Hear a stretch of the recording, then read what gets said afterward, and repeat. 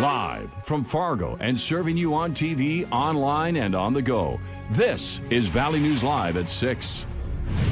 An Ohio father has sparked strong controversy among parents after he uploaded a video on Facebook showing his daughter walking to school in the cold while he drives slowly behind her. It happened because he wanted to teach his 10-year-old a lesson for being suspended from riding the bus due to bullying other students, ending his post by saying bullying is unacceptable, especially in my household. The video has over 16 million views, with a lot of parents chiming in, prompting Valley News Team's crime and safety reporter Bailey Hurley to talk with local parents to see what they think.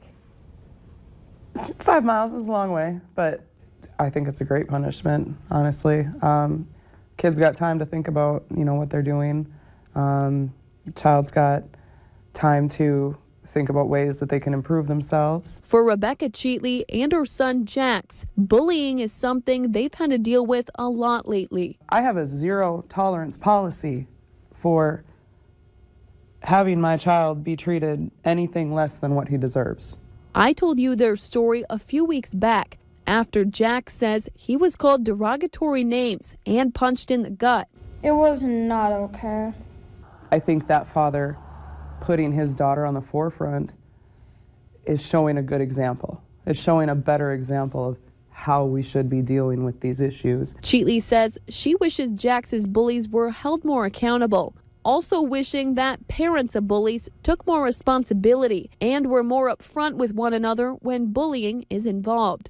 And she says she's seen the story from both sides. I was a bully.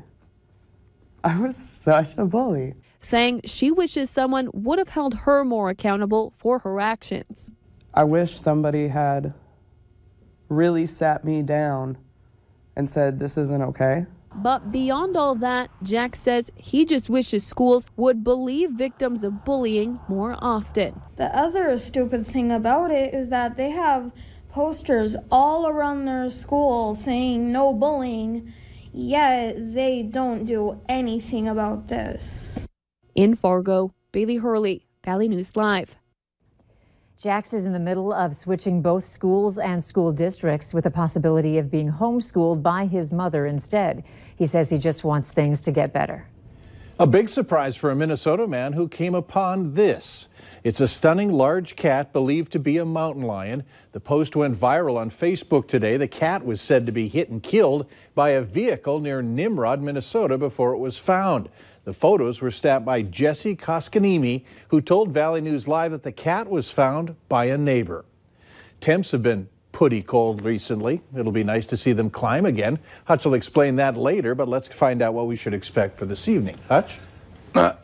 Well, we do have clear skies, and many of us are seeing our lowest temperature of the day right now as temperatures cool quickly thanks to clear skies and fairly light winds. 7 in Bemidji, 6 in Grand Forks, 18 in Fergus Falls.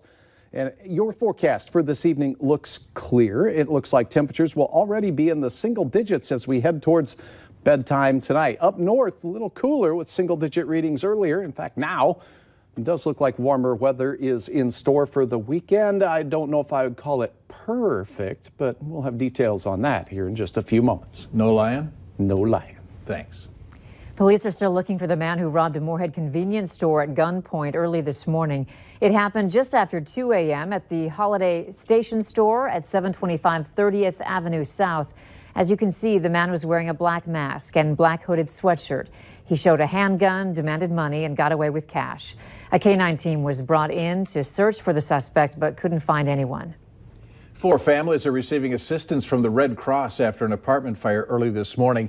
It happened at 1211 34th Street Circle South in Moorhead just after 5 a.m. At one point, smoke and flames were coming from the building.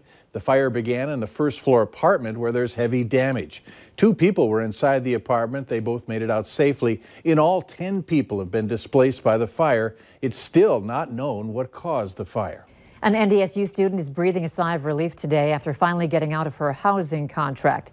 It's a story that you only saw here on Valley News Live when Christina Keurig reached out to our whistleblower hotline saying NDSU's disability services denied her request, even though she had a doctor's order saying that she shouldn't live on campus at all.